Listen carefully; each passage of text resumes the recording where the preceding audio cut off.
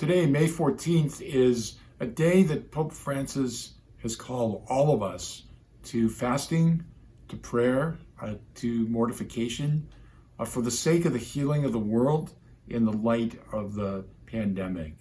And we know when we read the scriptures that fasting and prayer get God's attention, that when we empty ourselves out of self and when we attune our lives in prayer to the will of the Lord, that there's a spiritual vitality and force in that. So as the Holy Father has called all of us today to fasting, prayer, and mortification, it draws our minds and hearts back to Lent. Lent is really our spiritual preparation so that we can celebrate Easter, the Paschal mystery, with minds and hearts renewed.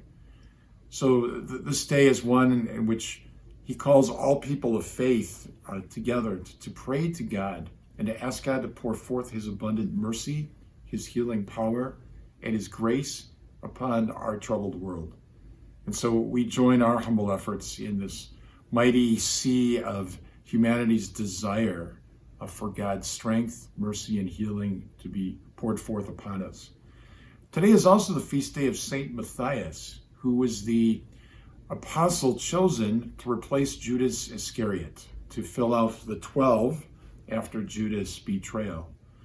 And Acts of the Apostles reminds us that the one criteria, the one litmus test for whoever was to replace Judas had to be someone who had directly experienced the risen Christ, someone who had witnessed the resurrection.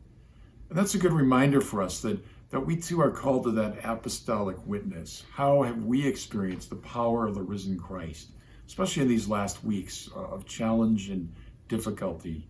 How has the risen Christ broken into our locked hearts, our fear, our anxiety, and breathe the Holy Spirit upon us, wish us peace, but then send us forth as ministers of reconciliation into the world.